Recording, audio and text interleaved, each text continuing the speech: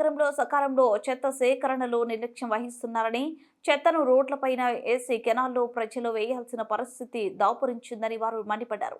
ప్రజలంటే గౌరవం లేని, ప్రభుత్వం అంటే భయం లేని అధికారులు సకాలంలో ఇంటింటికి తిరిగి చెత్త సేకరించడంలో నిర్లక్ష్యం జరుగుతుందన్నారు.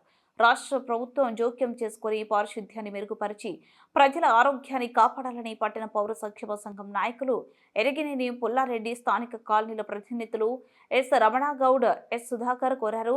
గురువారం స్థానికులతో కలిసి పీపీఎస్ఎస్ ప్రతినిధి బృందం భాస్కర్ గౌడ్ గిబ్సన్ కాలనీ, బంగారుపేట ప్రాంతాల్లో పర్యటించారు.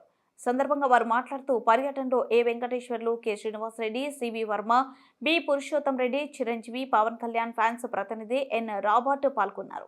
కర్నూలు నగరంలో పారిశుద్ధ్యం పడికేసింది. ఎక్కడ చూసినా రోడ్లపైన, ఖాళీ స్థలాల్లో చెత్త పేరుకొని పోయింది. ప్రతిరోజు చెత్త సేకరణ జరగడం లేదు.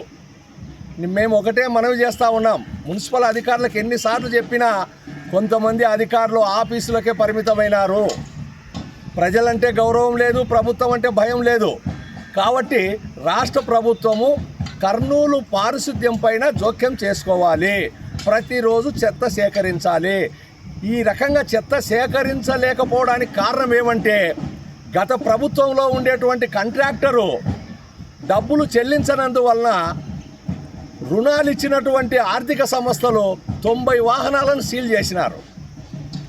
మరి 90 వాహనాలను సీల్ చేస్తే ఇన్ని వాహనాలు కొరత ఏర్పడితే చెత్త సేకరణ ఎలా జరుగుతుంది?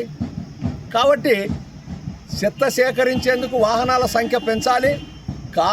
జనాభా పెరుగుదలకు అనుగుణంగా